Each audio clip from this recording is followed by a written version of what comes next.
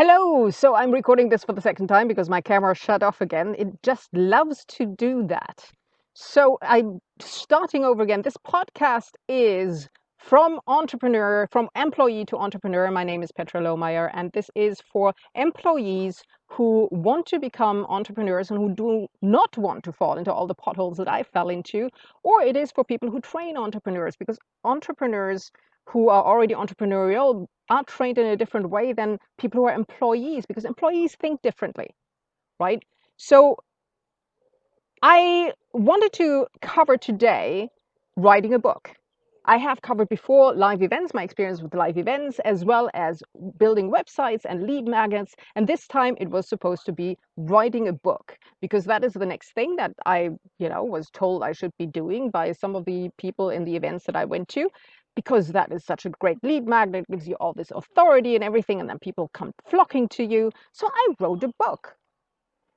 Now, I had all planned out what I'm going to tell you about this book writing, but yesterday was the day when everything changed. And what changed? Well, I went to Tony Robbins' Comeback Challenge. And suddenly, my whole perspective on this whole thing shifted because I realized how I had been thinking up until now and why all these things that I've been doing didn't work.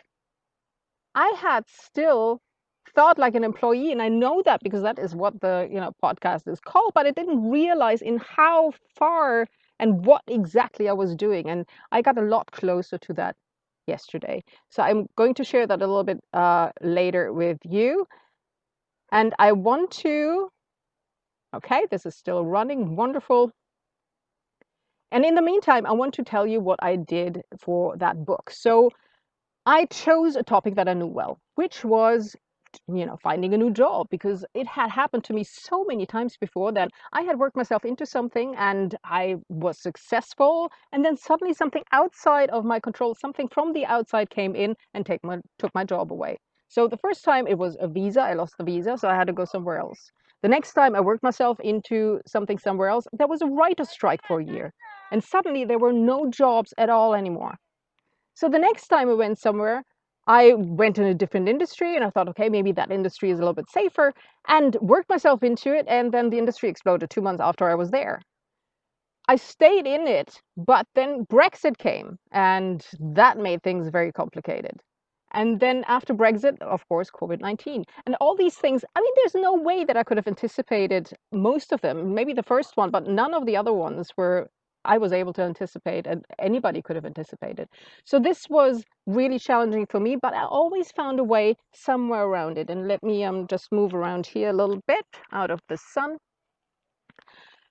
And I wanted to discuss that with people because I found a system and I figured out what I did in order to get through this, because sometimes I was really successful. Like one of the times, when in Canada this writer strike happened, I came back. I ended up in London in a hotel room with £36,000 in credit card debts and £2,000 to go. No job, no apartment, 3 pets with me, and nobody who wanted to give me money or help me.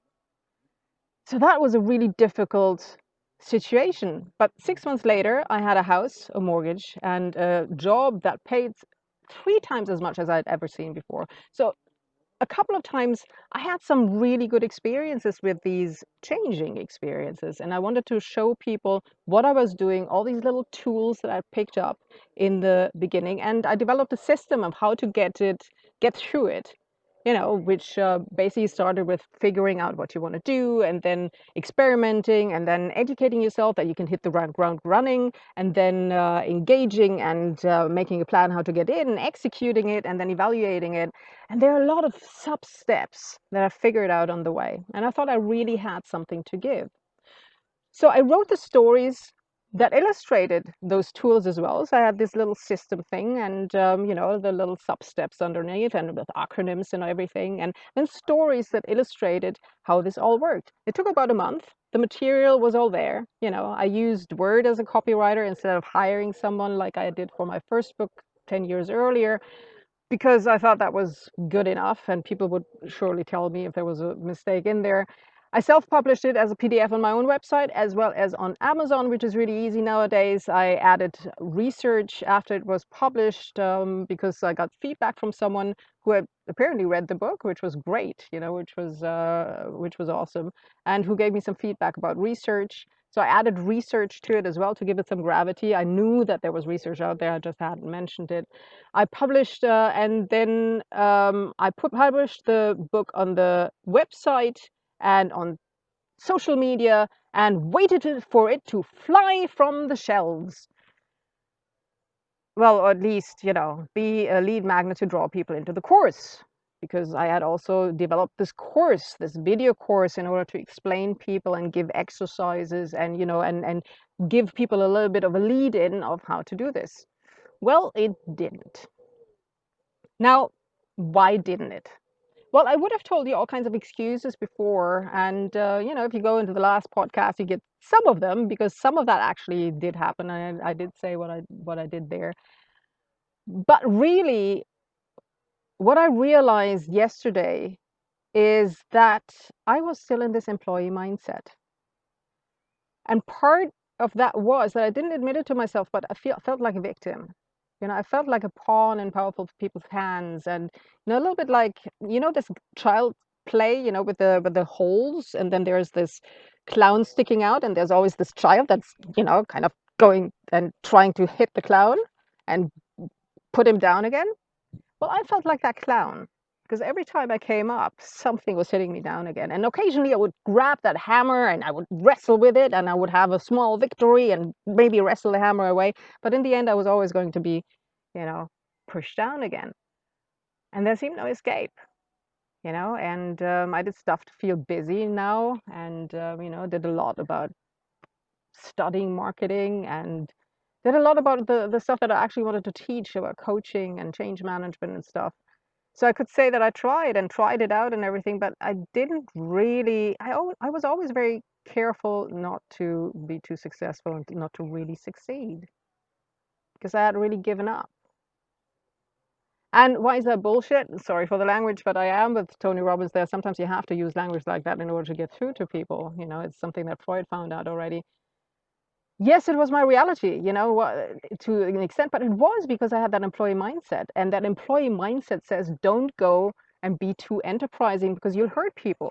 If you work too fast, if you're too good, if you improve things, you make other people look bad.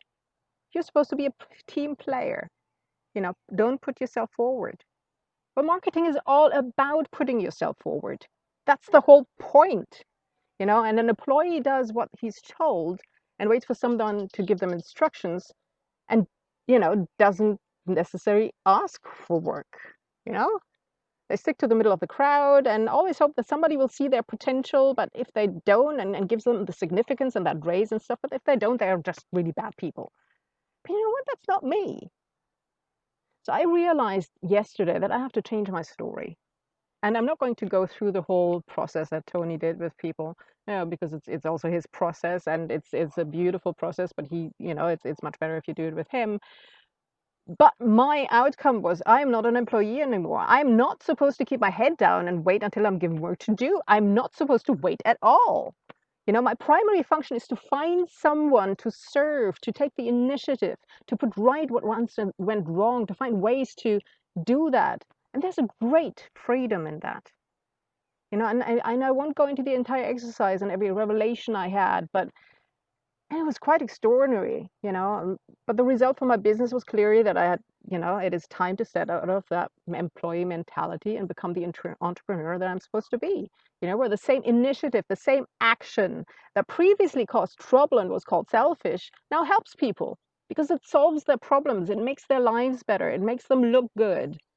And it's unselfish. It's the unselfish, the serving thing to do. And I'm a free woman who chooses to serve. Now, how did that change my evaluation of that whole book publishing thing?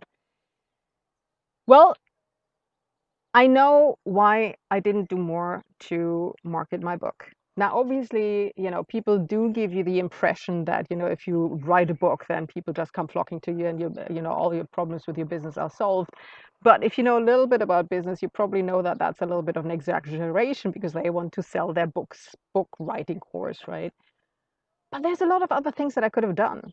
I could have gone and done a reading, at like a local Barnes and Nobles or at the local library. I could have gone to networking events. I could have worked and to get on local or on digital stages and have a talk about it. I could have done a book launch, I could have made personal contact with people.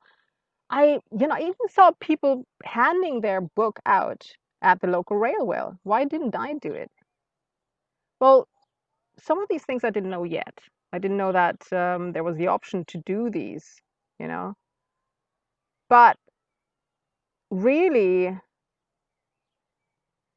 I didn't want to put myself forward. That's why I didn't market. And there were also a few stories in there that where I didn't get credit for what I'd done as an employee. And, I thought, okay, somebody else got credit there, but you know what? I'm just going to put it in the book and put it right. But I also knew that, people could get upset, if you put that in there, especially those who took the credit.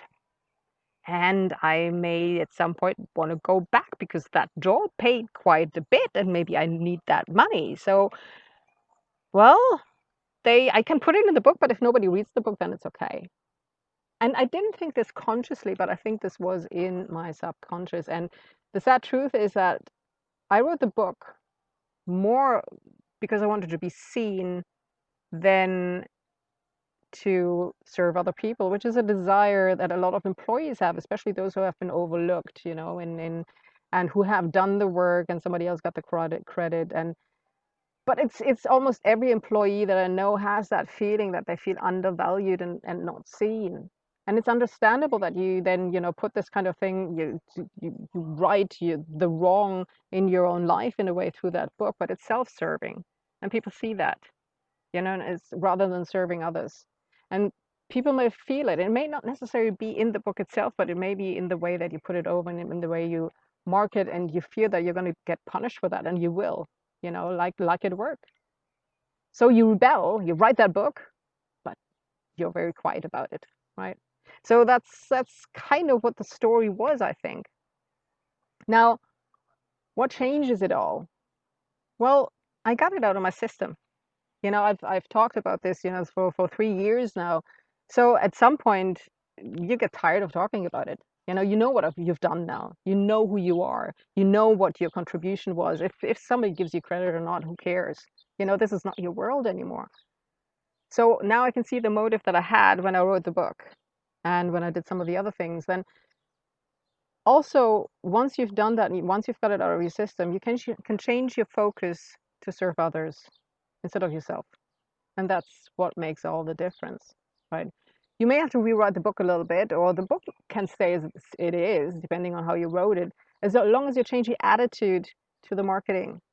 And then market it in a way that it really does serve others, by drawing people into a product that will really serve them and is really good for them, and also gives them a valuable resource. So do I know how I will use the book? Not yet. I just made that discovery yesterday, but I may still use it as a lead magnet. I haven't read it for a while. I have to read through it if I have to change a few things, but that's easy on Amazon. I just have to change it in the copy and republish it. It's not that difficult. I wrote it in a month. I can change a few things. Maybe I don't have to change it at all. I don't know. And I also give it away for free for those who come to the video course, because a lot of people, especially who come from a traditional school system, have an easier time learning when they're reading, and I'm one of them. I'm having a hard time listening just by learning just by listening or by watching. I get too distracted by stuff. So this is really good for people who want to see the system. And the video course adds a lot to it because you get a visceral experience. You get, closed eye processes, where you get a little bit more into your subconscious and stuff. Like you can't do that in the book, but the book gives you the whole theory. So I will do that. So the things that I learned, it's not a bad idea to write a book. You can use it, you can use it as a memory aid for the things that you learned that you may forget because, a few years down the line, I'm not going to want to remember what I did in a time when I wasn't particularly happy, but I still had some skills and picked up some skills that are really valuable. And they're in the book now. At least part of it is in the book now, not everything, obviously. Um, it also got the stuff out of my system, and to a large degree. I can use it as a lead magnet, and it's an additional bonus for people who buy my audiovisual stuff. Just unless you want to be primarily a book writer, don't expect to get millions with it right away, as lead magnet or otherwise. It's maybe a little bit unrealistic. At least that is what I hear from quite a lot of the people who don't sell book writing courses. And it certainly, did nothing so far for me. It may in the future if I use it as a lead magnet, probably. So it becomes an asset in your marketing materials because in order to build funnels, which is, one of the podcasts that is following, you have to have quite a few products in order to build those funnels with. Because if you don't have any products, you can't build a funnel. And nobody tells you that either. So you have to have quite a few products.